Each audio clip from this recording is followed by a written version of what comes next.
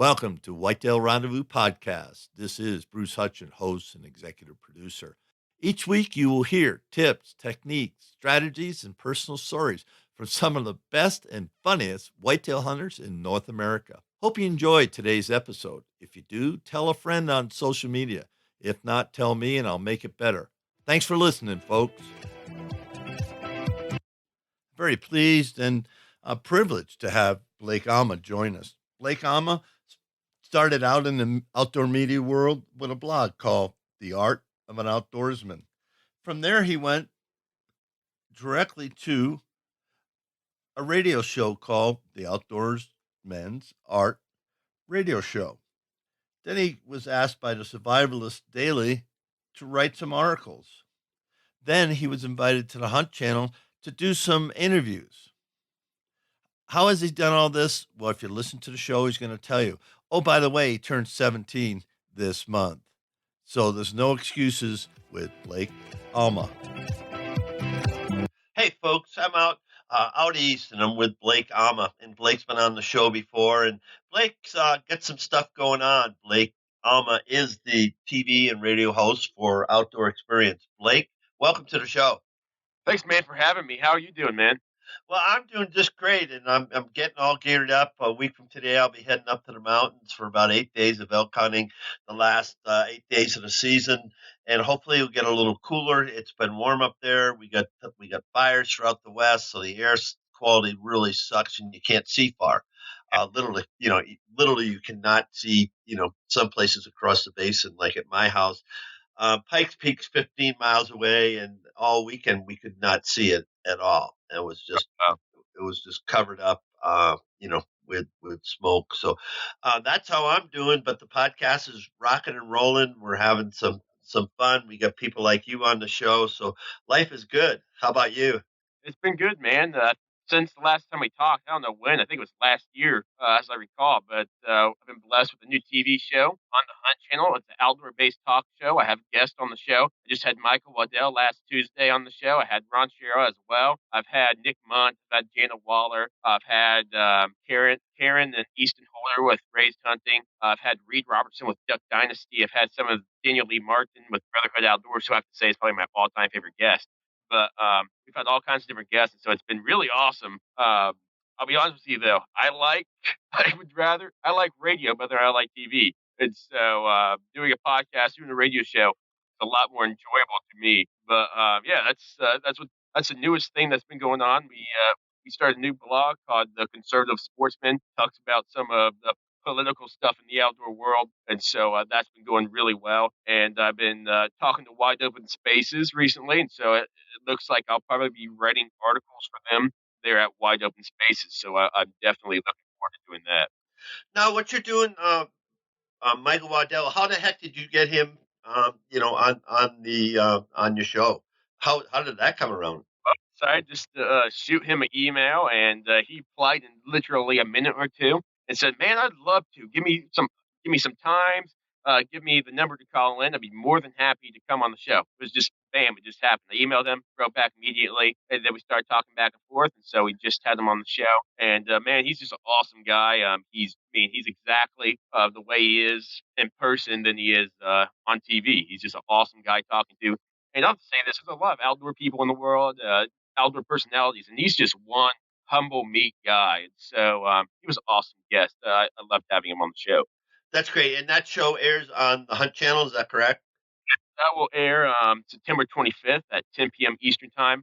I had Michael Waddell on that show, and I had Ron Shera with Minnesota Bound. He's hosted all kinds of different shows. I think he had a show on the History Channel as well. He's an awesome guy as well. We had him on the show. He's been around for a long time, and he's one of the pioneers of outdoor television. So he's been around for a very long time. So this is audio, not video. Is that correct? No, it's video. We record. If to them, they can call in like how we're doing now, or on Skype. They'll do a video chat, or I'll have them call in via phone, and we'll record that. But they're filming me talking to them, and then as we talk, we put effects on there, and then we'll post like pictures of them. We're like on the line with Reed Robertson. We'll have a picture of them, and then also we'll play videos while we're talking of them going out hunting. whether they're shooting a big buck or a big elk or whatever. We have video footage of them doing something outdoors. And if a video chat, we'll take the video and we'll play that too. And so it's like a talk show. I would like to compare it to Sports Center is the best comparison I could compare. It's like the outdoor sports center, so outdoor center, and so that's an outdoor based talk show. That sounds interesting. I'm gonna have to tune in and listen to it or watch it or however somebody can view that. But it's an interesting. So you get video, you get the talk going through, then you get these screenshots of who they are, then you get some video of them hunting and stuff. That's kind of a neat format. It's different from other outdoor TV shows. Rather than going in the woods, shooting a big buck or whatever. Even though actually I'll announce this. I haven't told too many people, but Woods and Water Addiction, which is a YouTube channel, they are gonna. I've teamed up with them, and we're gonna start airing some actual outdoor footage of us going outdoors doing something. I'll be filming with them, and we'll be doing actual stuff rather than just talking to the people who do it, and so that people can get the awesome outdoor experience. So we'll have one episode a month doing outdoor footage. They're going to be doing most of that, and they're hooking me up with some deals and stuff as far as for my airtime and stuff. But we air 3 new episodes a month. So our next episode is with Jana Waller and Nick Munt. That airs September 18th, and then September 25th is Michael Waddell and Ron Shera. And then October 2nd is EJ Snyder, who was on Discovery Channel. I think he was on Naked and Afraid and Dual Survival, I think it was. And then after that, I met in person with Jeff Tinker of Buck Ventures. I did an interview with him, so that will air. And then I went fishing with them, so we'll be airing that footage as well. And then after that, I have no idea. But we have some exciting upcoming videos from the show. Let's just take a break here talking about what you're doing and share with some of the people out there that listen to the show and hey, I want to be in the outdoor business, I want to be in outdoor media, I want to be a videographer. How I know a little bit about your backstory, but let's share some of that and how you got to where you are today. Well, I'll start off saying this: the outdoor industry is booming, never before. It's huge, and I'll be quite frank with you, it's actually reasonably hard to survive in because people start these outdoorsy businesses, and you'll have I don't know 500 different deer scent companies in one state, and it's kind of crazy to survive that way. I don't sell any products of myself, sponsorships and ads. I don't sell any products, so I couldn't exactly tell you how that side of the outdoor industry works. But media is not a lot of outdoor media. Sure, you have wide open spaces, you have outdoor hub, you have outdoor life, field and stream, and you have what I'm doing. And I would consider a podcast outdoor media. So what you're doing, man, I would consider that media. And so you have all kinds of different media platforms. And I started off with just a plain, simple, humble blog. I set up a blogger account, made a little blog called The Art of an Outdoorsman, and just posted stuff about me going outdoors, whether it was me trapping an animal or practicing survival skills or going small game hunting. That's what I posted about, and that kind of grew. I posted on social media, and that really helped expand the viewership. And then November of 2015, we redesigned the website to make it more of an outdoor media site, make it look more like a news site, and we started posting news content, and that really did really well. I was posting about whatever outdoor events are going on, like here and today. And so recently, we ran a poll about Bass Pro Shop donating 80 boats to Hurricane Harvey, to the situation down there. And those do really well. We just share those on social media. I've been blessed with a pretty big social media platform, and I'll post that, and it'll just blow up. I think we got, I don't know, 2,000 Facebook shares on that post. So that was awesome. And so, outdoor media, you have to start off small. And to grow that, you have a blog.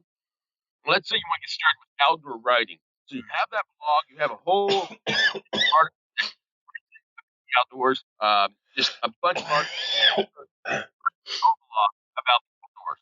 Okay, a bunch of stuff there. You go out and go to Outdoor Hub or Wide Open Spaces or Outdoor Life or whatever, and say, hey, here's my blog, here's my resume per se of all my outdoor writing work. Would you allow me to write for you guys? You don't have to pay me at first. post a couple articles, see how it goes, see if you generate any revenue off of it, and see if you like it. And if they like it, boom, you have a job, and they can pay you 50 to $100 an article. And so you building that blog is a resume to write for other companies and make yourself a nice little paycheck each month for outdoor writing. So let's say you write 12 articles a month, you could probably off 12 articles, you could easily, if you wrote 12 articles a month for publications that are paying you, you probably make about $500 a month. And so that's one way to begin outdoor writing. Start with a blog, write a whole bunch of articles for your own blog. You may not make any money off of that, but at least you have a little resume showing off your work so that when you go to another publisher and say, hey, here's my work, would you be interested in publishing it? Like, yeah, we'll pay you blah, blah, blah. You have yourself a nice little income and you have a good way to start yourself. I know that you wrote for GoHunt.com, another outdoor media platform. There's all kinds of different ways. I mean, there are probably a few other blogs and websites out there for people to go and see if they're interested in writers. There's one website I wrote back when I was 14 years old. They only paid me $5 an article, but as a 14-year-old, $5 was better than $0. I was writing articles anyway. So I made $5 from each one. I'd write probably 10 a month. There's $50, you know, and that worked pretty well. And so that's one way to get started in writing. Hopefully, right, write your blog at the end, say, hey, this article was brought to you by my blog, and the people can click that and go to your blog, and that's one way to build that up and build blog or whatever media. You can have a podcast, and you can be promoting your podcast like what you're doing, Bruce. And so you can have a TV show on YouTube or on Gen 7 Outdoors or whatever, and promote yourself through outdoor writing. So outdoor writing is a great way to begin with outdoor media. You kind of just grow from there. My experience, that's how I started. That turned into writing for other people, which turned into a radio show, which also turned into a podcast. Now I've been blessed with a TV show. I have some published books. It kind of just grew from outdoor writing. And so you kind of just go where it takes you. Yeah, and folks, Blake's what, 17 years old now? 17 on the 24th of September. So, folks, age, forget the age. I'm an older guy, Blake's a younger guy, but it doesn't matter. We love the outdoor industry. I've had over 166,000 downloads on my little podcast, and nobody knows me. I mean, yeah, we got some people on social media, about 40,000 people, quote unquote, friends or whatever, connections. But thinking of that, he did mention, Go Hunt, and props to Go Hunt and Chris Porter out there because, they gave me a start in my writing, and it was hard to begin. It really wasn't easy, but in the end, I made a couple of bucks. But I got I guess I got started. I got my name was out there, and I could say, hey, as Blake just said, hey, I've done some work for these people over here. Check it out. If you like what you read, then let's do something. Let's do something forward. So you have to begin someplace, right, Blake? Yeah, I agree. And here's the thing with people try too often to go out there and try to get in the outdoor industry promoting their own name. Whether, let's say some guy's name is Billy Joe. He goes out there and his goal is to make himself famous and make people know who Billy Joe is. Well, Billy Joe isn't going to succeed because there's so many other people out there. I mean, you already have all these other famous outdoors, and you have Stephen Ranella, Jim Shockey, Michael Waddell, Ron Cherry, you have all kinds of different people. And why would people? I mean, like Stephen Ranella goes on all kinds of different exotic hunts. And then you have Michael Waddell, who really just hunts in North America, and people can relate with Michael Waddell pretty easily. And so you have all kinds of different hunters, and so they're all taken up. And so what I'm saying by that, you're not going to be able to succeed in the outdoor industry because there's too big of competition there for you to promote your own name. And so what you do, you promote a business name. I bet you, if I went around saying, hey, Whitetail Rendezvous, people are going to know what the name Whitetail Rendezvous is before they know the name Bruce Hutchins. They're going to know the name of my TV show and the name of my radio show before they know who Blake Alma is. I had a guy, who was it? Justin Fabian, I believe was his name. He was saying, "Oh yeah, I was on a podcast. I can't remember what it was called. It's called Whitetail Rendezvous. I cannot remember the name of the host, but yeah, we were talking about this and this and this." He remembered the name. That's true. I'm like, "Oh yeah, that's so true." Yeah, yeah. And so people will remember the name of your brand. Whitetail Rendezvous. That's an awesome podcast name. I remember that super easy. That guy who came on my show, Justin on Gen 7 Outdoors, he remembered your name. And so people will remember your brand name before they'll remember your actual name. And so there are more people who can quote the name Bone Collector than Michael Waddell. You see the name Bone Collector on the back of a truck when you're going down the interstate. You go to Walmart, you can see these targets they sell, and they say bone collector.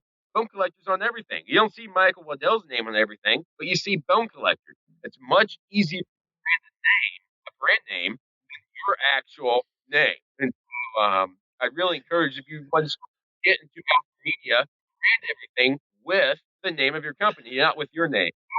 I'm not going to call my Lake Alma show. Nobody's going to remember that. I'm going to call it the Outdoorsman's Art. All right, like, oh, that's a unique. Oh, they talk about paintings, art, the skill of an outdoors person, and so you got to market it with the brand name, not your own individual name. Yeah, well said. And folks remembered that. Everybody wants to see their name in lights. I do, Blake does. But in reality, in the business world, Whitetail Rendezvous is the brand. Who cares who I am in all seriousness. So you got to get away from yourself, forget about yourself, get a brand, get a bitchin' logo, and then go out and start working. And then it's hard. I can remember the hundreds of hours it took me to write my articles at Go Hunt getting started. I mean, it was painful.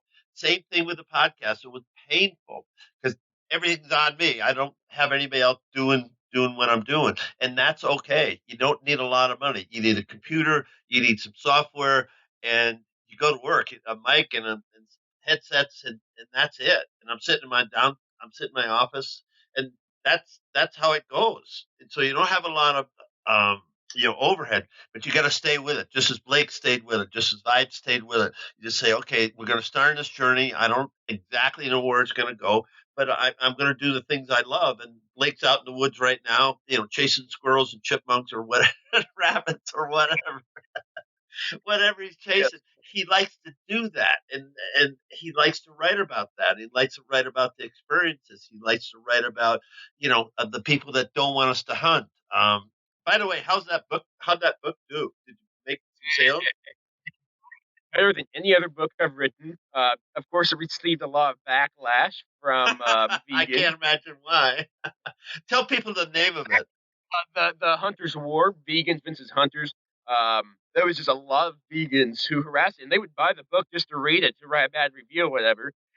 There are often most of the reviews they put some crazy swear word or use unbelievable terminology, and Amazon would accept it. Or if they did, I would report it because it was so foul.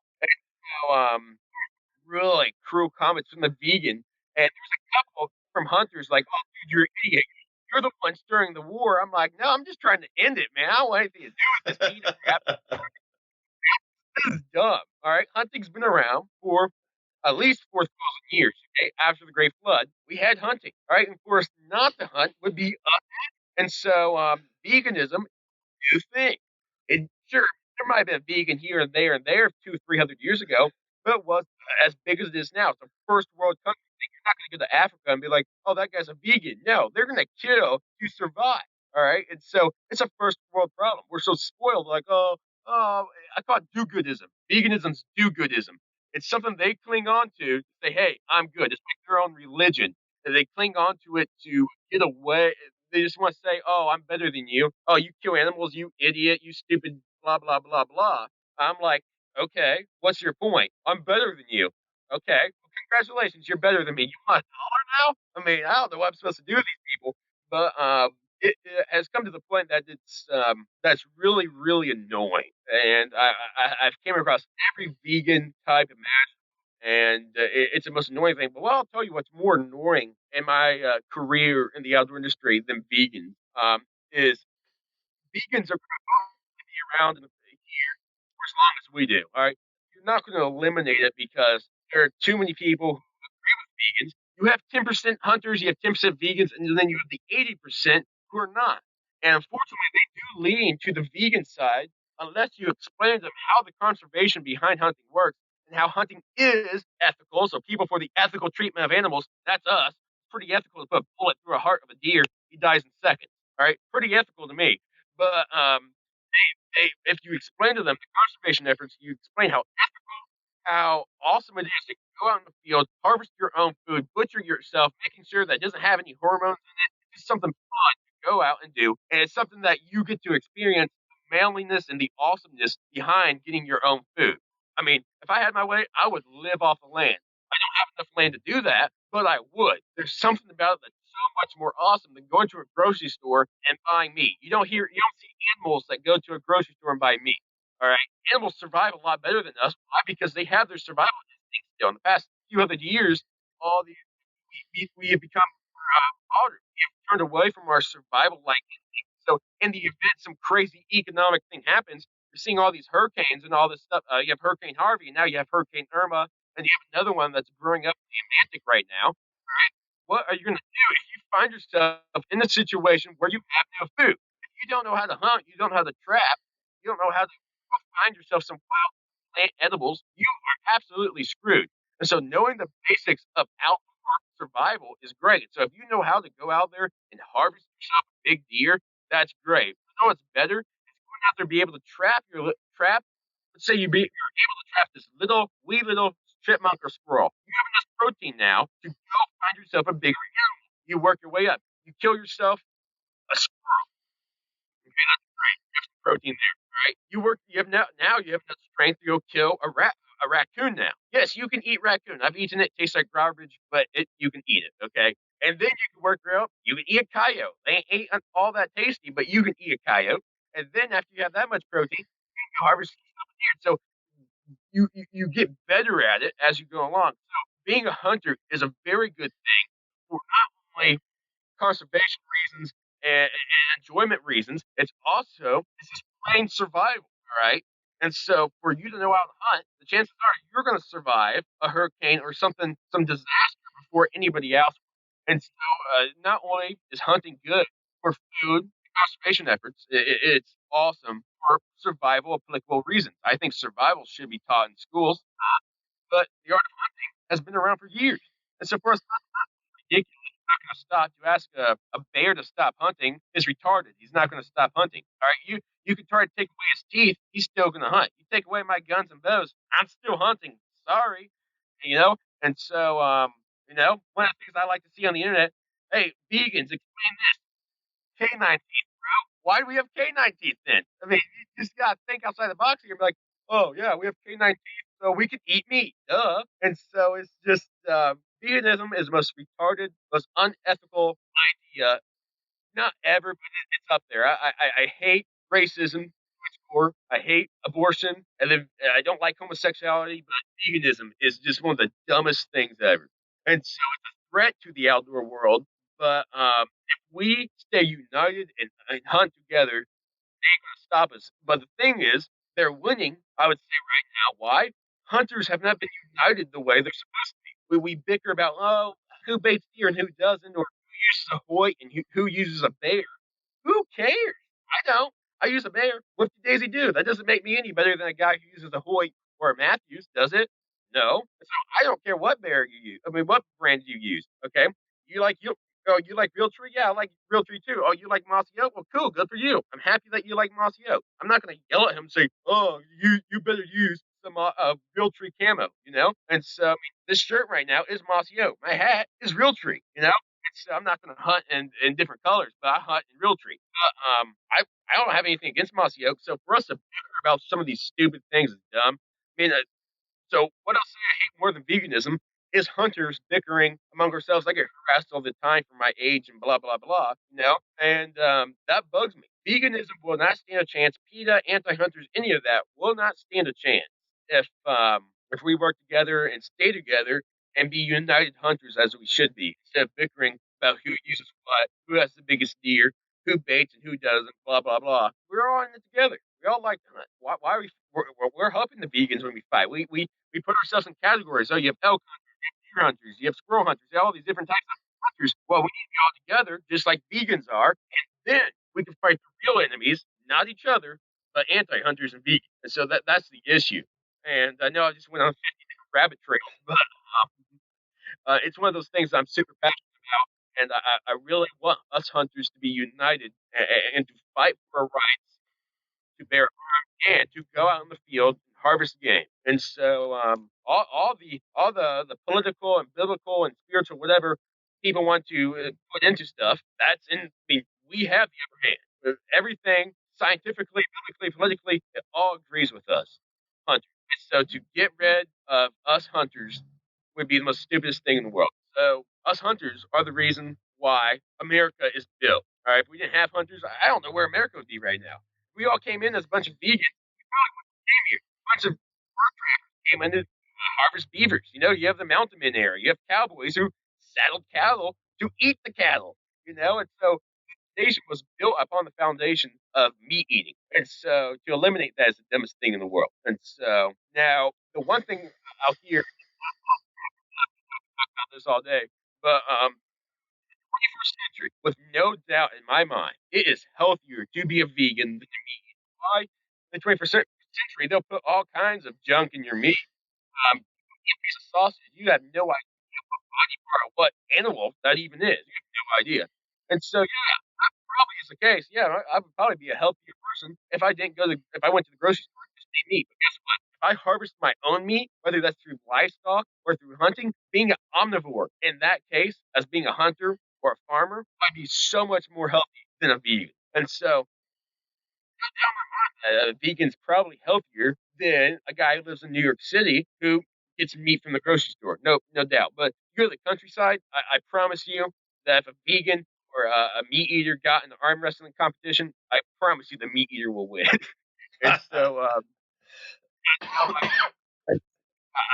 I just want us to realize how veganism is. A lot of hunters don't see it as a threat. It's a huge threat. And so I want us to unite together, fight for rights as hunters. So I wish we would come to that. Well said. That's why I think when your quote unquote secrets is you've got the information, you can lay it out there, and you have the passion and fervor to say, hey, this is what I think, this is what I don't. And a lot of people, like, this as well as I do, they'll kind of tippy toe around situations, and you don't, and you just say, this, I'm laying it out here. Here's the way it is, and this is what we should do. And props to you for doing that, because so many times we just pick at ourselves, and that's the most stupidest thing in the world. Yes, I just said it's the most stupidest thing in the world. We've been talking about Ford and Chevys forever, but when it comes to hunting, we got to join up and just celebrate the hunt, if you will, and celebrate the success of Bob and Susie and Mary and John and Blake and Bruce and all the other people. Just celebrate their success when they have a kill shot or posted, and just say, hey, good job, congrats. It doesn't matter if it's a spike or a full on booner. It doesn't matter. It just doesn't matter. And that's my 2 cents on that. And so when we talk about that, let's talk about hunting. What kind of hunting are you going to do this fall? And I know you've been doing a lot of different hunting. So what's on the docket? So, for the past few years, I've been in the outdoors. Mostly of what I did was fishing, survival skills, and a lot of small game hunting. When I say small game, I mean rabbit, squirrel, and the occasional dove hunting that I would get to go on. And this past year, I went turkey hunting, and that was the experience of a lifetime. Even though I didn't harvest anything, it was still awesome being able to hear those turkey gobble.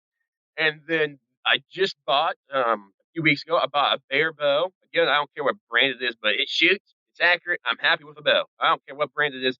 I just like Bear because of Brett Bear's legacy. I think he's an awesome guy. If it wasn't for him, I don't think hunters would be at where they are right now. So I just kind of want to respect his legacy. That's the only reason why I use a bear bow. But I just bought a bear. Been playing with that. Playing hunting. I just bought about 2 deer tags. I probably will buy more if I tag out with my two I have right now. I think I can get five. I believe I can get five, either a sex deer. And I'm doing some deer hunting. Like I said, I teamed up with Wisdom Water Addiction. They're in eastern Ohio. I'm in western. And so I plan on going out east here in Ohio and harvesting some whatever. Again, I don't care how big a buck is or how much muscle it has on there. I just want to eat the thing. And so that's what I'm about. Sure, having a big buck, that would be nice. If I see this Boone and Crockett buck come out, yeah, he's going to die. But if I see a doe or just a spiked buck, I'm like, well, I want you to die because I'm hungry. Okay, I'm going to eat you. And so I don't care how big a buck is, but big one comes out, you're going to die. Small one comes out, you're probably going to die. I just want to eat as soon as possible. And so I plan on getting some deer hunting done this year. So I'm still playing with that bear. I got I think I got two of the pinpoints sighted. Hopefully, I get that third one locked and loaded, and I hope to get some film as well. So I think it'll be a pretty good year. Thanks for that. You know, how much time do you dedicate to your outdoor career? I'm assuming you Uh, still go to high school, not? so yeah, I'm 16, I'll be 17 here this month, and I have school. I'm a senior in school. I'm about done, thankfully, and I'm homeschooled though, and so that's been very beneficial to my career because I wake up, spend 2 or 3 hours on school, and I'm done. I don't have to sit there in a class for an hour learning who knows what these days, and I can just read my textbook, study, write down notes, make sure I got it, highlight whatever I need to highlight, study for the test, take the test. I'm done. I mean, I'm not going to sit there for 30 minutes or even an hour sitting there listening to somebody yap about somebody. Like right now, I'm doing anatomy. I'm not going to sit there and listen to how the fingernail grows. All right, I'd rather just read it for myself and be done with it. And I do pretty well in school, probably a B to A average. I mean, A minus plus average, so I'm doing okay.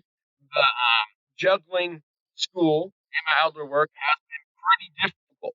And so, especially since school is during the same time as hunting season.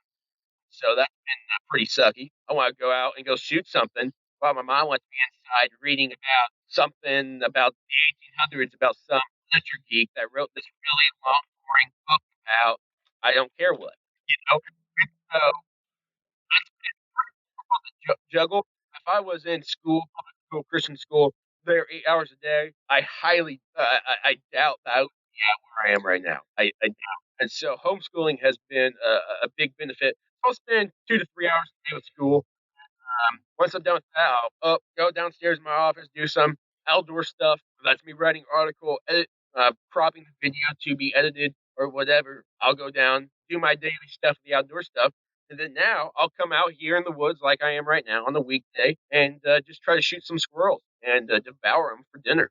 So it's pretty as far as time goes, as a teenager, I could waste my time playing video games or whatever. And so I do have additional time. But if you have a full time job doing whatever, I would also like quick fast 10, you know, woke up at 7 in the morning, finished at 5 o'clock late in the afternoon. I'd only have that evening time to do my work.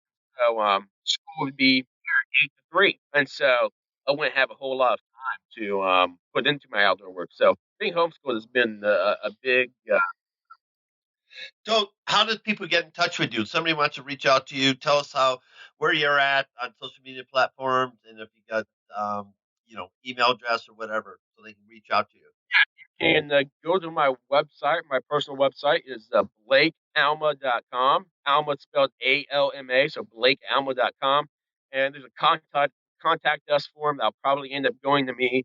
That's all on there. Then social media wise, our blog page is Survivalist Daily. You can just search that up on the Facebook bar there. You can friend me or follow me on Facebook at Blake Alma. And then I'm on Instagram as well. I really don't do much with Instagram, but actually, almost like with Instagram, what's cool, I don't have a bazillion friends on Instagram, whatever. I can just scroll through my feed and see what's going on with my personal friends. So I kind of like Instagram for that reason. Because if I go through my Facebook feed now, I'll see all kinds of stuff that has nothing to do with my life or whatever. I'll see a lot of hunting stuff, which is awesome. When that PETA filter went out, man, did I see all these awesome hunting photos, and that was sweet. But thank you, PETA, for that. Thank you a lot. And that was awesome. But there's a lot of stuff I see on my Facebook feed that I really don't care to see or any of that. So Instagram's been pretty fun for me just to go through and see what my friends in person are up to. So I've enjoyed that. But yeah, I'm on Instagram, Facebook, and then I have a website at BlakeAlma.com. Well, Blake, having said that, it's time to wrap the show. So, have you got any shout outs you want to give to some of your editors or anybody? And then we'll wrap the show.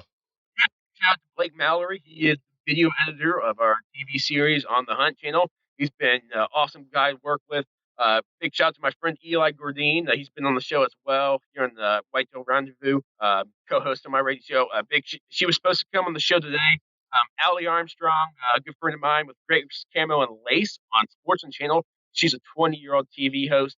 A big shout out to her. She's been really helpful in my outdoor career with outdoor television. If it wasn't for her, I don't think I would be doing outdoor TV. And so a big shout out to her. So, on behalf of thousands of listeners across North America, and we're growing, daily. And that part of that's really fun to see something grow.